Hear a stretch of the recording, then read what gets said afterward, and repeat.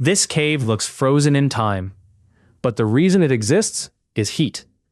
Nearly 300 meters under Naica, Mexico, miners broke into a chamber that looked impossible. Giant white gypsum crystals crossed the room like fallen beams.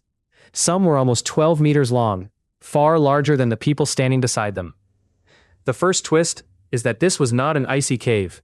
It was a hot, wet, dangerous one.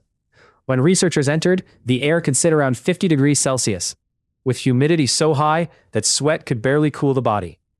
Even with protective gear, visits were measured in minutes. So why did crystals grow here instead of ordinary cave walls? The answer was not one sudden event. It was an almost perfect chemical pause. For a very long time, the chamber was filled with mineral-rich water. That water carried calcium and sulfate, the ingredients for gypsum. Deep heat kept the system close to a boundary, where one calcium sulfate mineral, anhydrite, could dissolve, while gypsum could slowly build. The strange part is how slowly really means.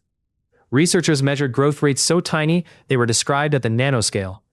At about 55 degrees Celsius, the crystals could add material so gradually that a giant beam may need hundreds of thousands of years, possibly close to 1,000,000, to reach its size.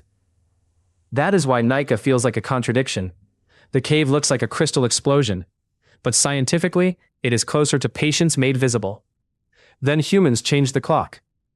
Mining pumps lowered the groundwater and made the chamber enterable. That let scientists see, measure, photograph, and study the crystals. But it also removed the flooded condition that helped create them. When the cave is drained, air, heat, and human access become part of the story. When it floods again, the crystals are hidden, but the original environment is closer to returning. So the preservation question is not simply whether people should see the cave. It is whether the best way to protect a wonder might be to let it disappear underwater again. If you could choose, would you keep Naica visible for research, or let the cave flood back into darkness?